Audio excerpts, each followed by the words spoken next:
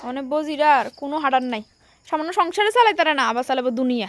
আমরা হাডান নাই না হাডান সারানি দুনিয়া সামলাইতাছি।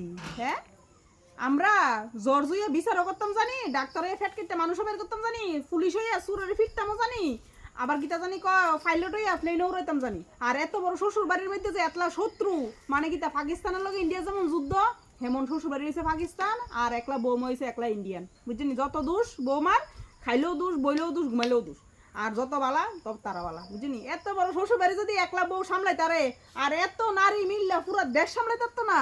এটা একটা কথা কইলেন? হ্যাঁ, কি একটা ডহের কথা। মানে বেডে তো কোনো হাডান নেই, হাডান ছাড়ানি দুনিয়া চলে। চোখটি খুললে একটু চাইেন, আপনার মতন আগের দিনের মতন নহনে আর জনগরিষ্ঠতা বাড়ায় না, ওখানে একলাই দুনিয়া সামলাইতে পারে। বুঝছেন, পেছনের লোক না আইনা সেটা নিজ হই ওখানে যুদ্ধ করে দুনিয়া সামলাইতে পারে। বুঝছেন, শ্বশুর বাড়িটা কম যুদ্ধক্ষেত্র, বিশাল বড় একটা যুদ্ধক্ষেত্র শ্বশুর বাড়ি। এটাই তো বৌরা জিতা জায়গা, শেষমেশ বৌরাই হয়েছে জয়ী। বৌরার কথা ছাড়া কোনো কিছু একটা পাতা এদিকে তো এদিকে যেত না, কিন্তু সময় দিতে হইব, শেষ সময় বৌরাই জয়ী। বুঝছেন, বাড়ির বিলেন বউ, আবার সেই বাড়ির ডনও হইয়া যায় বউ। বুঝছেন, কি হেড অফ দ্য ডিপার্টমেন্টও বউ হইয়া জায়গা, কিন্তু সময় দিতে হইব।